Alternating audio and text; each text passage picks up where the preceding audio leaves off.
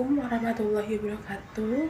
Di sini saya akan menjelaskan tentang sejarah singkat Perjanjian Giyanti dan terbelahnya Jawa. Perjanjian Giyanti dan terbelahnya Jawa. Perjanjian Giyanti merupakan suatu peristiwa besar di masa lampau. Perjanjian ini lahir sebagai sebuah kesepakatan segitiga politik antara Pakubuwono III, Pangeran Mangkubumi, dan Perserikatan Perusahaan Dagang India Belanda atau VOC pada 13 Februari 1755. Nama Giyanti diambil dari lokasi penandatanganan perjanjian, yaitu di Desa Janti. Desa atau tempat tersebut dikenal dengan Dukuh Kerten, Jatiharjo, Karanganyar, Jawa Tengah. Perjanjian Giyanti dibuat dalam rangka meredam api konflik yang kalah terjadi berlarut-larut setelah perpindahan Keraton Kartosuro ke Surakarta. Api dari peristiwa ternyata belum mati, tepat di sumbunya.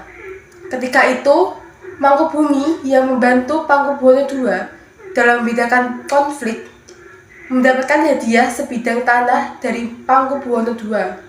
Namun, luas tanah yang diberikan menimbulkan kecemburuan. Salah seorang pangeran mengeluh ketidakadilan keterkaitan hadiah tersebut kepada Gubernur Jenderal Baron Inhofe. Sang gubernur itu pun kemudian mengeluarkan keputusan yang membuat tanah tersebut tidak jadi dimiliki oleh Mangkubumi. Akhirnya, Mangkubumi meminta lain kepada kakaknya Pakubuwono II. Mangkubumi mengatakan bahwa daripada tanah saya dikurangi, lebih baik buanglah saya sampai saya tidak bisa kembali ke Jawa lagi. Akhirnya, ia diberi saku 2000 ril. Ini untuk jatah makan anak buahmu. Sejak saat itulah pecah peran Mangkubumi, puluhan ribu prajurit mati. Kemudian terjadilah perlawanan ini mendorong Gubernur VOC Jawa Utara Nicholas Norting mengambil sikap untuk menyelamatkan daerah operasionalnya secara tertutup, melakukan perundangan dengan Pangeran Mangkubumi. Setelah berapa kali melakukan perundangan, Nicholas bersepakat dengan keinginan Mangkubumi yang juga hendak menjadi penguasa di tanah Jawa.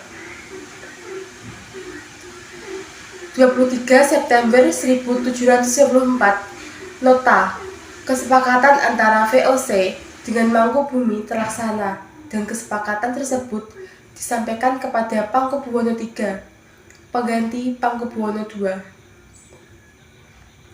Kesepakatan tersebut menyatakan bahwa Mangkubumi mendapat wilayahnya. Pada 4 November 1754, Pakubuwono III menyatakan persetujuannya terhadap hasil perundingan VOC dengan Mangkubumi. Surat pernyataan itu disampaikan oleh Mangkubwono III kepada Gubernur VOC, Jacob Lossel. Kesepakatan ini mendorong terjadinya sebuah perjanjian besar yang ditandatangani di Desa Giyanti. Penandatanganan perjanjian Giyanti ini menjadi pangkal dari terbelahnya Jawa menjadi dua bagian, atau yang dikenal dengan istilah Palihan Nagari. Hal ini menjadi awal mula naik tatahnya Mangkubumi di Yogyakarta sebagai Sri Sultan Hamengkubuwono I dengan gelar Senopati ing Nagara Saidin Panutagama Saifatullah.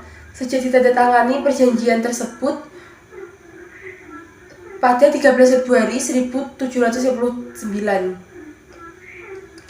Setelah perjanjian Giyanti, Raden Mas Said atau Pangeran Sambernyawa yang dahulu membantu Mangkubumi terus melakukan pemberontakan pada Oktober 1759.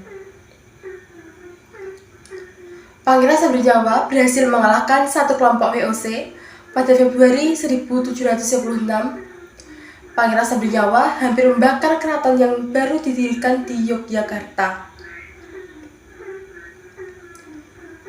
VOC akhirnya menyudahi perang dengan menandatangani Perjanjian Salatiga pada tahun 1757. Perjanjian ini membuat tanah Jawa kembali terbagi pada Perjanjian Salatiga. Ini disepakati bahwa Sambernyawa mendapatkan sebagian dari wilayah Kasunanan Surakarta pada 1813 di masa Gubernur Jenderal Thomas Raffles. Kesultanan Yogyakarta juga terbelah dengan lahirnya Pakualam. Dengan demikian, tanah Jawa kemudian memiliki 4 wilayah pemerintahan. Yang pertama, Pakualam, yang kedua, Surakarta, yang ketiga, Yogyakarta, dan keempat, Mangkunegaran. Nah, itulah sejarah singkat tentang Perjanjian Giyanti. Sekian dari saya, terima kasih. Assalamualaikum warahmatullahi wabarakatuh.